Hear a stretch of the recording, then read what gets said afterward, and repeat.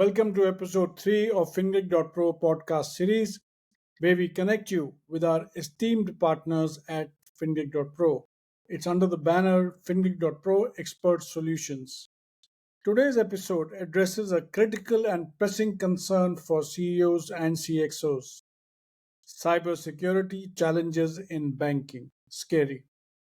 As part of our commitment to solving for the CXO and the leadership in these banks and financial institutions, we are diving deep into this essential concerning topic. Joining us today as our expert and our partner on the hot seat is Rupam Bhattacharya of Starcsec. About Rupam Bhattacharya brings over 15 years of experience in cybersecurity, having held key roles at organizations like BitOSS, McAfee, and PwC. His most recent position was as the Chief Information Security Officer, or what we call as CISO, at one of MENA's largest cryptocurrency exchanges. Together with a fellow CISO, Rupam recently co-founded Starcsec. Starcsec specializes in addressing application security needs through a robust security posture management platform. Additionally, Rupam is an active public speaker and leads the Dubai chapter of NULL, the Open Cybersecurity Community. So, if that's good, Rupam, can we start? I have some short questions and look forward to some crispy answers from you on a very, very scary, if I may say, topic. Anything which talks about security scares me. Cybersecurity, Thank you, Alok. cybersecurity simplified. So before I get into the details, the first question is a very simple question. How can you explain cybersecurity to everyone?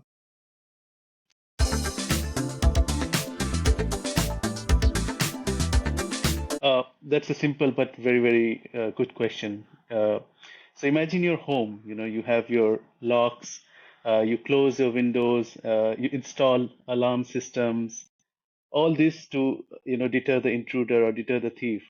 Think of cybersecurity in a similar way. Cybersecurity is your lock, your window, your alarm system for your digital presence. So, like protecting your computers, networks, data, unauthorized access, or against unauthorized access or attacks.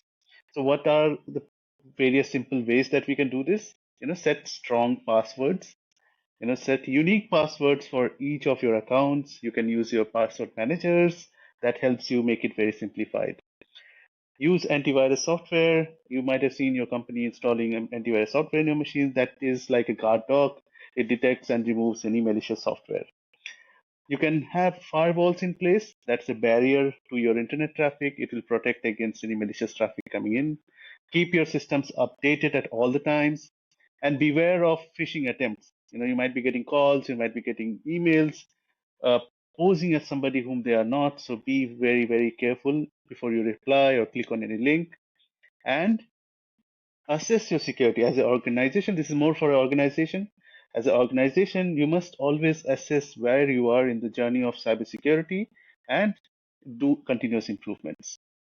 Wow. Thanks, Rupam. It basically means be careful, be cautious.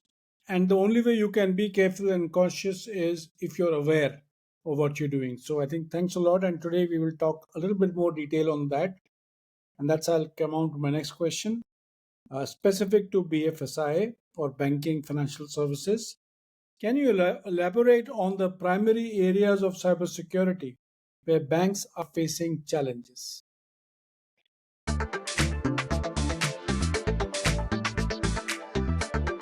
Yeah, and the banks are the institutions who need most of it because they are securing our money. So the primary areas that they are facing challenges are like third party risk. Banks work with a lot of third parties. They get services delivered from them, but they also in the journey exposes data and customer information. So that exposure becomes a big risk for them, which they have to manage. Then phishing, as we all know, is a risk, but nowadays with the advent of AI, phishing has become more and more complex. You have deep fakes, you have similar looking websites, you have very, very convincing emails.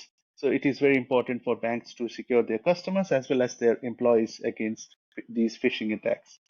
Data breaches, personal information, credit card information, your financial information are part of the entire data that they protect. Any malicious attempt or attacks to get this data could result in a lot of damage for the banks and also for their customers. Another category of attack that is coming up nowadays is ransomware attacks, where the attackers disable certain functionality of the bank and then they ask for money in terms of maybe bitcoins or some cryptocurrency. So this is also a area which is leading to a lot of curiosity or anxiety in the CISOs at the banks. And of course, your insider threats, like if your employees become disgruntled, they might do something. So you have to always think about that. On top of all this comes the regulatory compliance, like our RBI, and in UAE we have our central bank. They put a lot of stringent controls and policies on these banks, and it becomes a challenge to actually comply with them and keep cybersecurity up to the mark while doing that. And the biggest, and I will say most important, is the whole industry is facing a talent gap when it comes to cybersecurity. There are people, but there are very few good people who can work at that level of financial security. Wow. So a good career is possible there as a CISO. Uh, Yeah. Very challenging though. Very challenging. sure. What key solutions does Starcsec offer that are particularly relevant to the banking and financial services industry, Rupa?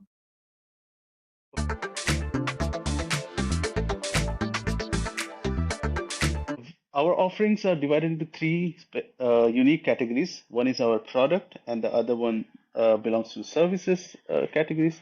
The product category is the posture management solution. So we have a platform which integrates with most of your scanning solutions, and it provides a unified, centralized view of your security posture. It does continuous assessment and continuous monitoring. It does vulnerability management in a centralized way. It does correlation to understand which bugs affect which other assets in your organization, right? And it also does third-party risk because you can assess your third party as you are onboarding them before giving them your business, right? So this is the way that the platform proactively manages your security posture, and it gives you at all the time decision making power from the single dashboard where you have data at your hand. So it's a data driven decision making console of sorts, which has all your integrations in the backend to make sure you are following the vulnerability management lifecycle to the fullest. The other part of it is our vulnerability assessment and penetration testing services. So I have personally been a tester throughout my life, recently been a CISO as well. So I understand why this is important. And through these services, we also want to help the organizations continuously identify their vulnerabilities and stay in that journey, as I said, continuously fixing these because attack happens on not knowing about vulnerabilities, but most of the attack happens on the vulnerabilities that you know already, but you have not fixed, right? So through this vulnerability assessment and penetration testing services, we give you curated reports which you can use to fix the most important vulnerabilities in your organization.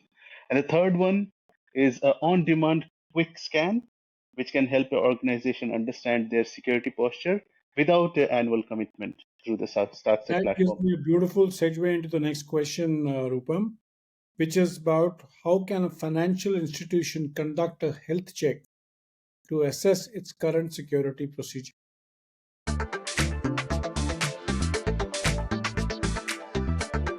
Yeah.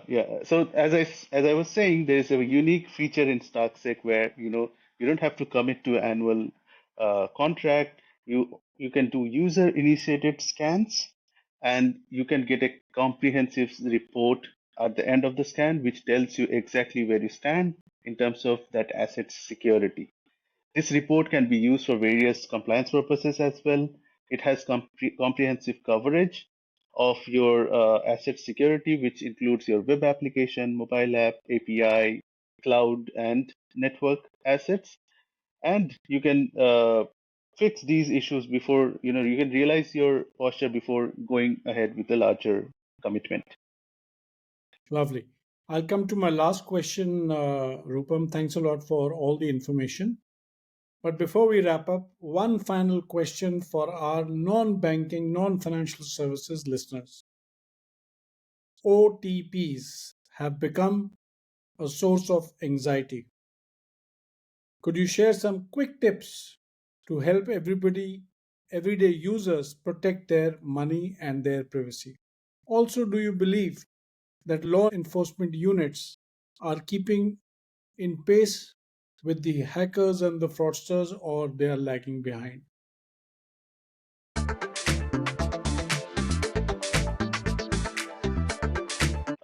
Great question. And it's all about information. So you need to protect, like as a normal user, you, me, and everybody needs to protect the information. So if you're sharing any kind of information, like your banking details or your card detail, whether with your family or with your friends, that can be used by a attacker to then launch an attack on you personally.